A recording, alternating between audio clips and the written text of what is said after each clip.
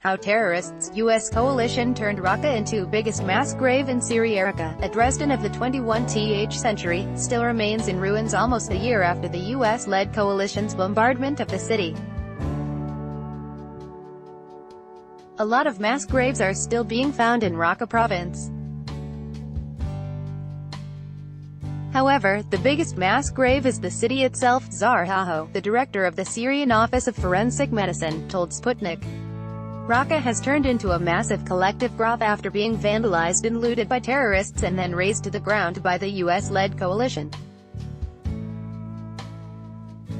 Assessing the results of U.S.-led air raids, Russian Defense Ministry spokesman Mathew Igor Konashenkov opined that Raqqa inherited the fate of Dresden, that was wiped off the ground during Anglo-American bombing campaign in 1945. Zahaho, the director of the Syrian Office of Forensic Medicine, told Sputnik Arabic that forensic experts claim that the terrible stories told by the city's residents about executions and brutal torture practices invented by terrorists have turned out to be true. Hundreds of people were killed by nails, which were hammered into their hearts or heads, he said. People were burned, scalded with boiling water or hot oil, dumped from the roofs of houses. Every day, a dozen people were decapitated and their bodies were nailed to the walls as shooting targets. Very rarely the bodies were given to relatives under the condition of not burying them at Muslim cemeteries. Zahaho recalled that, in 2016 during Eid al-Adha, the Festival of Sacrifice, terrorists killed 10 young people under the age of 20 from the Al-Akazat tribe. They were killed in a slaughterhouse like sheep, the Syrian official noted. He highlighted that thousands of people are still missing and dozens of mass graves have yet to be found.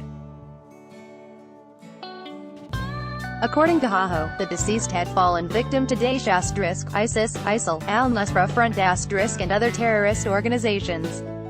About 3,000 dead bodies were found in a cave near the village of Sulik, in the north of Raqqa province, the official said. This cave looks like a deep well. Militants gathered the dead from all around and left them there.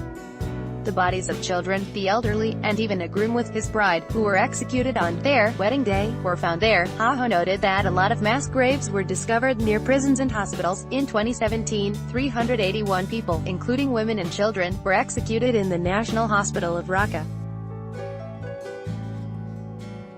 All of them were buried in the yard. In October 2017, during the final phase of the U.S.-led operation to liberate the city, the terrorists killed 297 people, mostly women and children, who tried to flee the city, he asserted. Their bodies were allegedly buried on the western outskirts of Raqqa.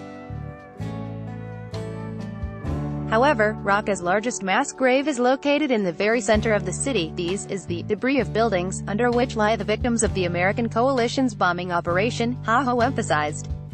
Raqqa was liberated in mid-October 2017 when the Syrian Democratic Forces, SDF backed by U.S. aircraft, retook the city from terrorists. However, thousands of dead bodies still remain under the wreckage. The shortage of equipment and the lack of assistance from the international community make Raqqa's restoration a nearly impossible task. People continue to die in Raqqa, being killed in mine blasts. Most of these mines were left after a massive bombardment by U.S.-led coalition warplanes. Ammunition blasts claimed dozens of lives weekly, including those of children.